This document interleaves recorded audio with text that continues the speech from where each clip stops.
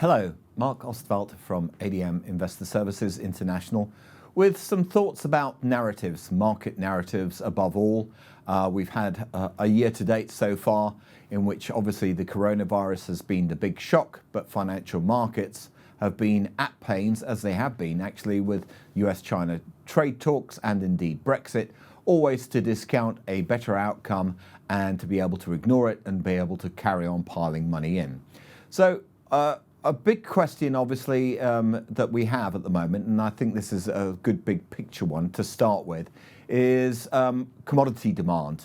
I think the most interesting thing about my first chart, which is the S&P Goldman Sachs Commodity Price Index, is it shows how steady, until China really started taking off in growth terms, commodity prices were. They traded in a fairly narrower range, and then we had the Chinese boom.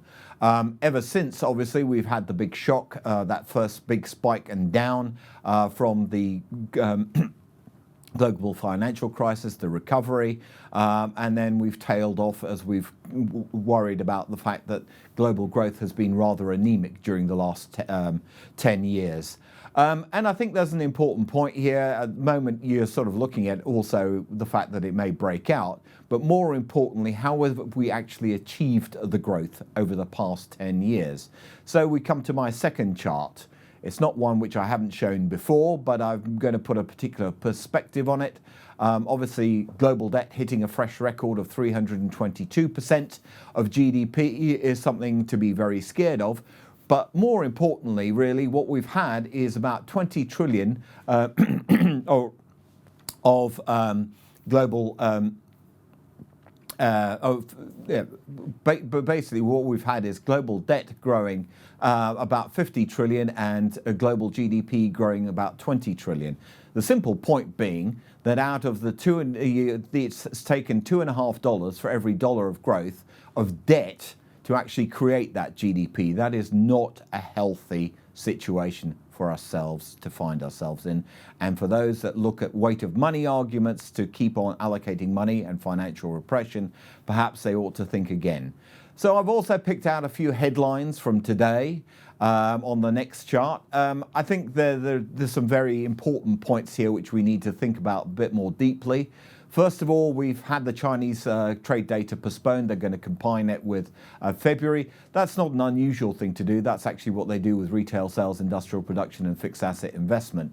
But we've had the Taiwanese data, and that was a lot worse than expected. I'll provide a small caveat on that forecasting of Asian data is not necessarily terrific, but it seems certainly to suggest that there's been quite a big coronavirus impact.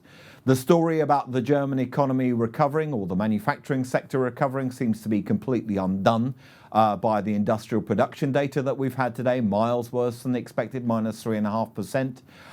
The fact that the French data was also weak also suggests that there may be a problem with seasonal adjustment at this time of the year, particularly given weather effects aren't what they used to be.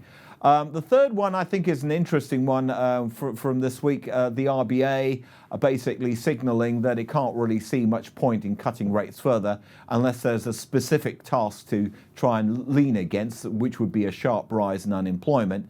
But it says basically it's talking about risks outweighing benefits, and that's an important point if we are to have a more substantial downturn. And the fourth point relates to Chinese oil. Demand expected to fall by 3 million, according to one set of forecasters. Russia supposedly backing the proposed cuts to oil.